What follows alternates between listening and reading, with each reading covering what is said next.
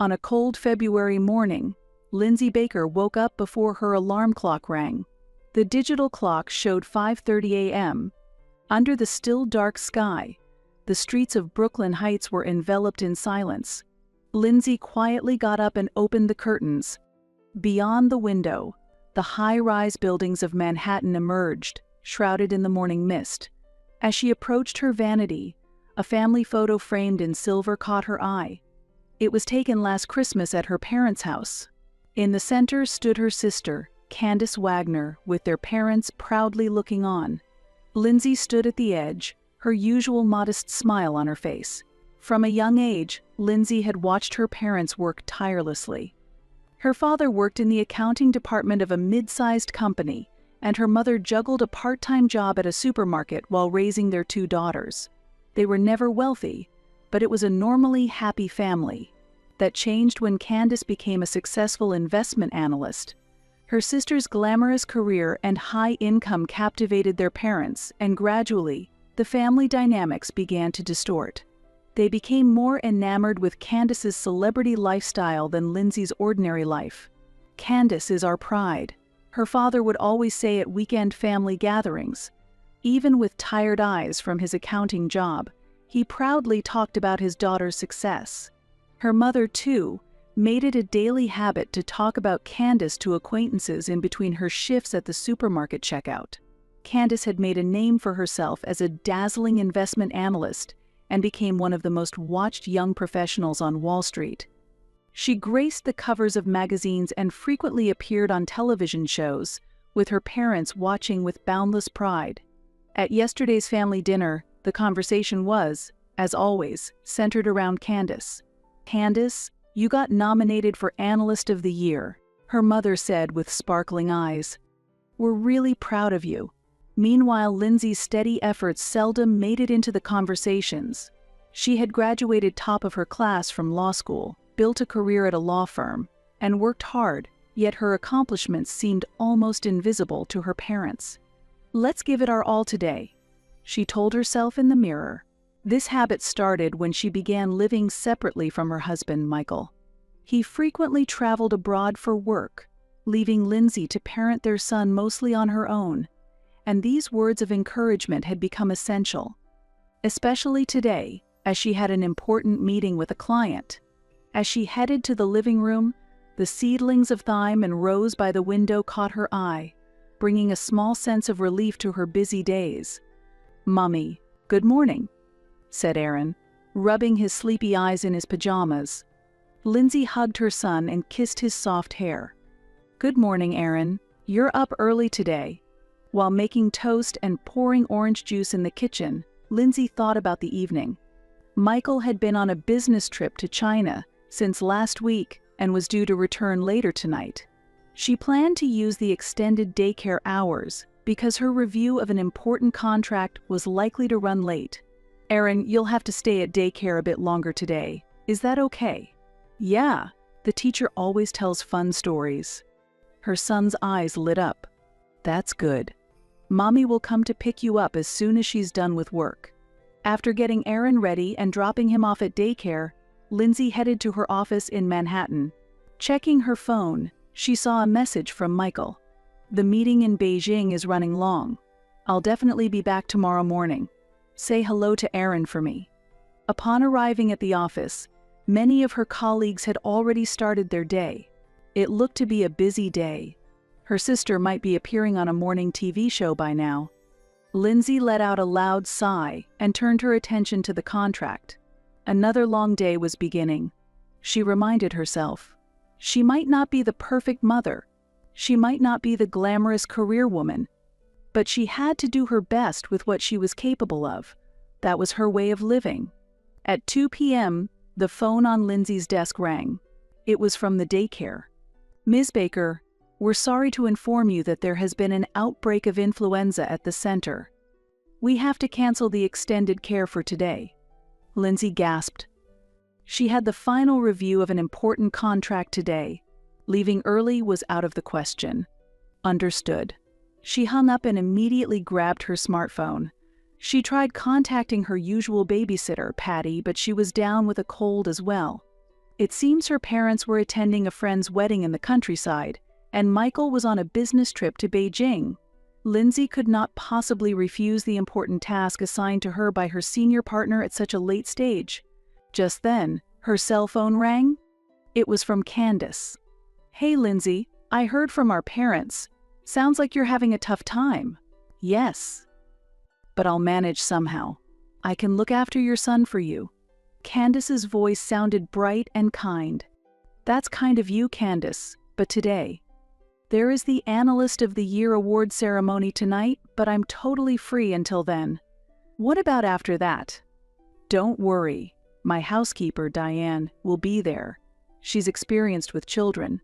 She used to look after the kids of a top executive at an investment bank." Lindsay pondered for a moment. Her relationship with Candace had never been exactly warm, but they were still real sisters. Additionally, she had heard good things about her sister's housekeeper. And above all, she had no other options. "Are you sure it's okay?" "Of course. I'm taking care of my beloved nephew, after all. I've already talked to Diane and she agreed." While gazing at the calendar, Lindsay slowly responded, "Okay, I understand. But contact me immediately if anything happens. Leave it to me. I'll even buy some of his favorite snacks." Even after hanging up, a small worry lingered in Lindsay's heart. But perhaps it was even safer than extended daycare if her own sister was watching him with a housekeeper in tow. She reassured herself. At that moment, Lindsay could not have imagined that this decision would lead to irrevocable consequences. As dusk approached, the Manhattan sky began to be covered with heavy rain clouds. The clock had just passed 7 p.m. "Ms. Baker, please give the final review of this M and a contract." A young associate approached Lindsay's desk with a thick file. "I'm sorry, I can't today." Lindsay quickly packed her laptop into her bag as she spoke. "I've left my son with my sister. I'll review it first thing tomorrow morning. But the client wants it done today." "I understand. I'll look at it once I get home, so send it by email." Lindsay stood up and grabbed her coat. As she stepped into the elevator, she checked her phone. She had sent a message in the evening asking for a quick call before heading to the Analyst of the Year ceremony. There was still no reply from Candace. When she reached the entrance lobby, light rain had begun to fall. While opening her umbrella, Lindsay checked her phone again. This time it was a message from Michael. "The flight is on schedule. I'll be home tomorrow morning. Kiss Aaron for me. Don't worry." Her steps hurried towards the subway station, echoing on the rain-soaked sidewalk. At this hour, the streets were completely quiet.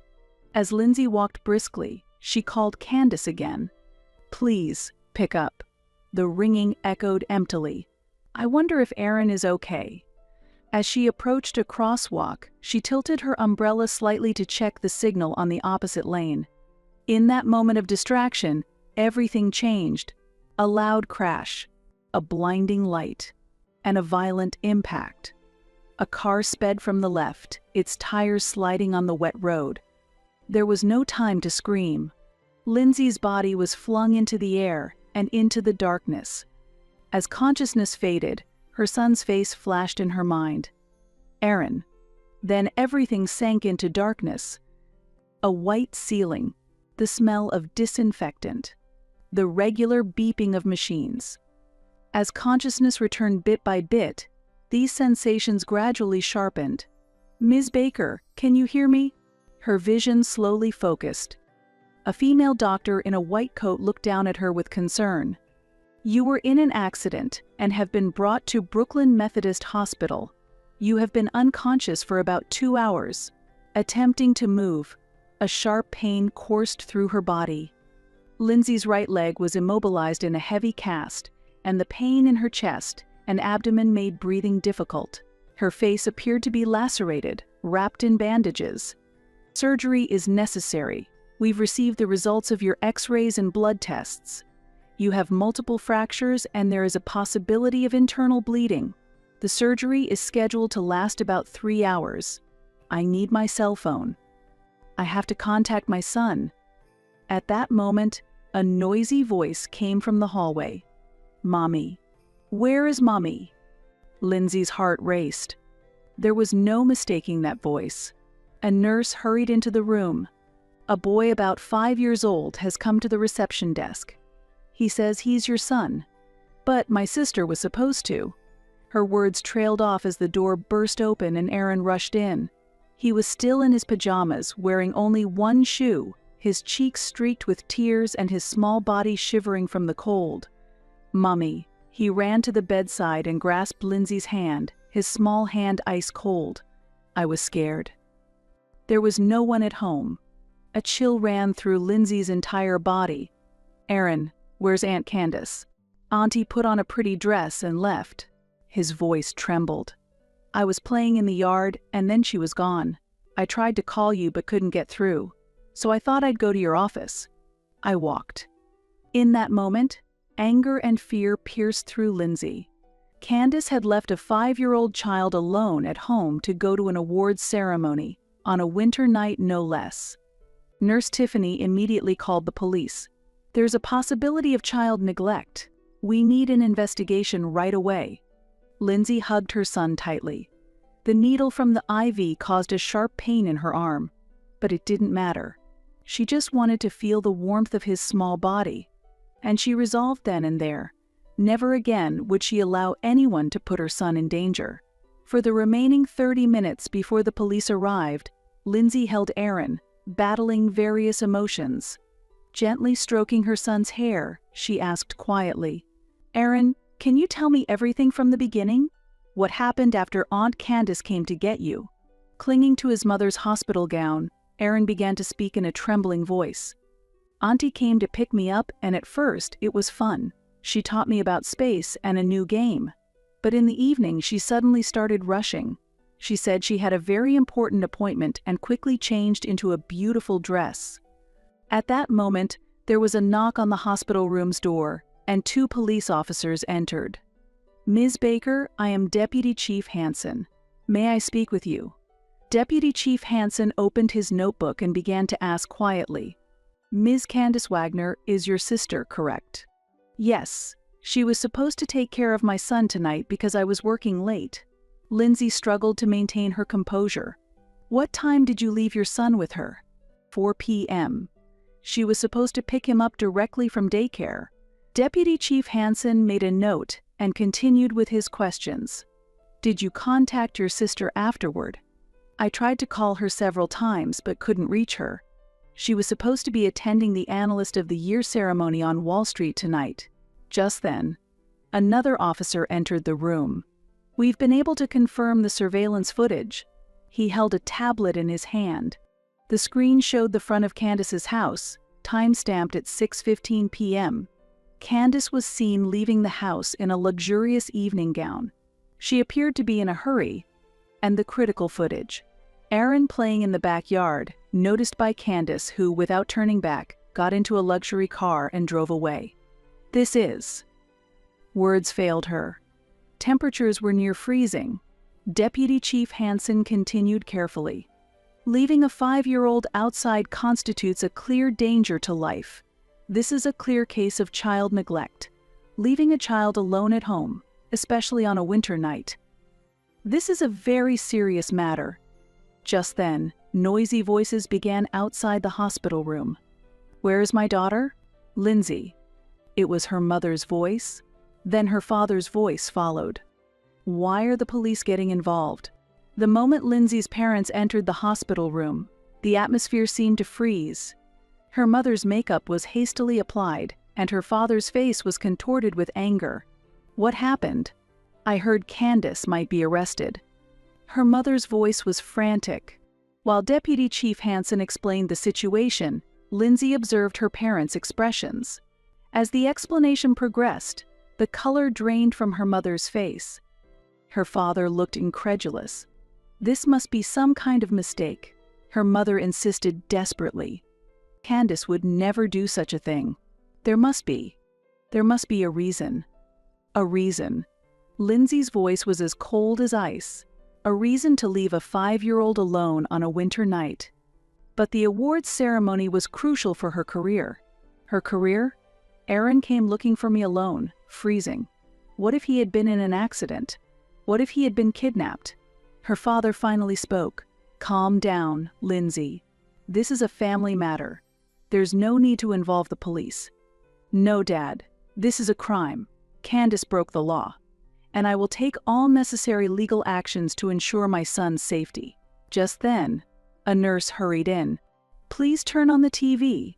The hospital room's TV was turned on, and a news bulletin began to play. Breaking news. Major disruption at tonight's Analyst of the Year Awards ceremony. Nominee Candace Wagner was discovered to have left her 5-year-old nephew at home alone to attend. The ceremony has been interrupted, and the police are conducting interviews. On the screen, Candace was shown being led away by the police.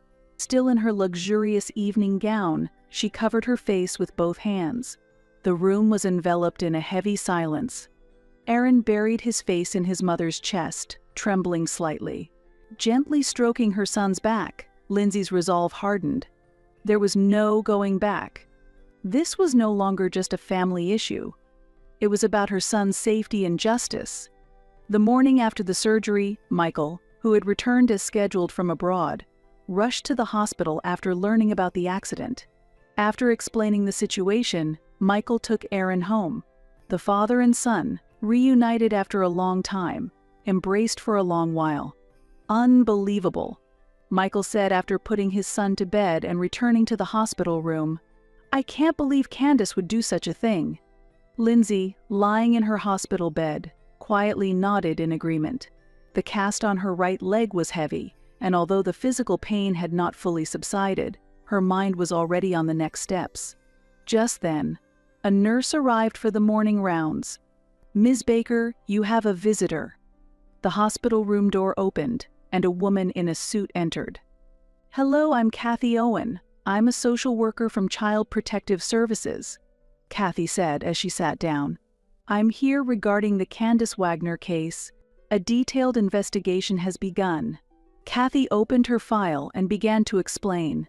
"Security camera footage, weather data, records of your accident, and above all, the fact that Aaron came to the hospital alone. All these are evidence of child neglect." Additionally, the police investigation had uncovered exchanges on Messenger between Candace and her best friend Nicole, who worked at the same investment firm. "Hey Nicole, what do you think of my speech for tonight's ceremony? It's perfect. Especially the part about being a woman analyst who values family. It'll really sell." "Right. I'm babysitting my niece now. It's all part of the act. You're not really going to take care of him, are you?" "Of course not. I'll just let him play for a while and then leave him with the housekeeper. Tonight's my night. I can't miss this opportunity." "Did you arrange for the housekeeper?" "Oh, I forgot. I told my sister I had arranged it. But it's too late now. I have to rush. The kid can wait. Now is my moment." As Lindsay read these messages, she felt a chill at her sister's calculated actions. Her son was just a prop in Candace's climb up the corporate ladder. However, her plans backfired when she forgot to arrange for the housekeeper. Just then, the hospital room door opened again. Her parents entered. Her mother's eyes were swollen from crying, and her father looked utterly exhausted. "Lindsay, please. Pay for Candace's bail. You can afford it. Her life will be ruined otherwise," Lindsay sighed. Her parents were ordinary salaried workers. They could not afford Candace's bail, yet they were begging Lindsay to save their daughter, as if Lindsay's savings were their own property. "Are you joking?" "Mom, Aaron's life was put in danger." "But isn't it a family matter? Family issues should be resolved within the family." "Yes," Lindsay replied slowly. "But Dad, what exactly is family? Don't you think Candace crossed a line when she abandoned my son?" Kathy continued to explain quietly. "The prosecution has already decided to proceed with charges. The question is whether you will testify." The room fell silent. All eyes were on Lindsay. "Lindsay," her mother pleaded. "Your sister. Are you really going to send your sister, who you grew up with, to prison?" Lindsay closed her eyes. Memories of their childhood flashed before her eyes. Indeed, there were happy moments spent with Candace. But at the same time, she recalled the days when her sister was always prioritized and her own efforts went unrecognized. And above all, the image of her son desperately searching for his mother on that cold night. "Mom, I'm a mother too. There's nothing more important than a child's safety." Candace risked a 5-year-old's life for her career. That's unforgivable. But what if Aaron had been in an accident? What if he had been kidnapped? What if he had frozen to death? Thinking about these what-ifs keep me up at night. Michael took his wife's hand. He had been silent, but his expression showed he supported his wife's decision. "You've always coddled Candace. Talented, promising future, you'd say. But talent should come with responsibility. I cannot forgive someone who prioritizes their career over basic human morals." Kathy closed the file. "So, will you testify?" "Yes." Lindsay's voice was firm, filled with resolve. "I'll tell everything. For the safety of my son, and for the safety of other children." Her father's voice trembled with anger. "Are you satisfied? Destroying the family?" "No, Dad. It wasn't me who destroyed the family. It was Candace's selfish actions and your years of enabling that behavior. I am trying to create a new form of family." Her mother left the room crying, followed by her father. Left behind, Lindsay, Michael, and Kathy began to discuss the upcoming legal proceedings. Lindsay knew her decision was the right one. It might not be the easy path, but it was the path she needed to take as a mother and as a person. Michael placed his hand on her shoulder. "It will be okay. We'll get through this together." Grateful for the warmth of his hand, Lindsay steeled herself for the new life that was beginning. A life based on truth, justice, and genuine affection. She had finally found her path. In a courtroom bathed in spring sunlight, the judge pronounced the sentence with a solemn voice. "Candace Wagner is hereby sentenced to 2 years in prison for child neglect." Candace collapsed into her seat, and her mother let out a scream-like cry. Her father stood dumbfounded. The defendant left a 5-year-old child in a dangerous situation, forcing the child to act alone and exposing him to significant risk. The defendant's career and social status will not influence the sentencing. The judge's words echoed heavily in the courtroom. The trial that lasted 3 months had finally come to an end. Michael gently squeezed her hand, and Aaron slept on his lap. The once glamorous analyst's facade was gone from Candace. Her designer suits were replaced with prison uniforms, and her perfect makeup was marred by tears. A week later, the local paper reported the collapse of the investment firm where Candace had worked. An internal investigation triggered by her case revealed numerous fraudulent transactions. Candace's brilliant career had been nothing but a castle built on sand. Her parents were also on a downward spiral. A neighbor mentioned that her father had been demoted at work. He was moved from a managerial position in the accounting department to a general staff role, reportedly due to the negative impact his daughter's case had on the company's image. His salary was cut by nearly 40%. A former colleague of her mother reported that she had been moved from her cashier's job at the supermarket to an early morning cleaning crew, triggered by customer complaints. Additionally, she had started part-time work at another supermarket in the afternoon, juggling 2 jobs. The parents had also sold the condo where they had lived for 35 years. The elderly couple was slowly losing their retirement savings. Meanwhile, Lindsay's new life was taking shape, steadily forming a new reality. The new house in Park Slope was filled with family smiles. In the spacious backyard, Aaron played energetically, and on weekends, he enjoyed gardening with Michael. At the office, Lindsay's reputation was soaring. Her sincere approach to child rights protection had earned the trust of many clients. The newly established Working Parents Support Team was receiving overwhelming support from working parents. One day, she unexpectedly ran into her mother at the supermarket. Her mother was scouring the discount section, her expression weary. "Lindsay." Her mother tried to speak, but Lindsay walked past without a word. Behind her, she could hear her mother's sobbing. On another holiday, she spotted her father working as a cleaning staff member at a high-end department store. He was bent over, wiping the floor, his body aged.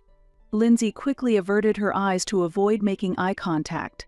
Letters had arrived from Candace in prison several times. "Lindsay, I was wrong. Please forgive me." However, Lindsay threw all those letters away. The past should be left as the past, with a clear boundary set. At a housewarming party in their new home, neighbors gathered. The scent of barbecue grilling filled the yard, and children's laughter echoed. "What a wonderful family," said Helen from next door. "You all look truly happy." Lindsay smiled in response. "Yes, we have everything we need now." As dusk fell, Lindsay reflected quietly while overlooking the city from the balcony. Candace was in prison, her parents faced bankruptcy in their old age, and their once affluent lifestyle had completely vanished. Ironically, she, who had always been treated as second best and overlooked, was the only one who had grasped certain happiness. It was a modest happiness, but it was solid, based on love and trust. "Mommy, look." Aaron called from the garden. The first sprouts had emerged in the small vegetable garden he had made with Michael.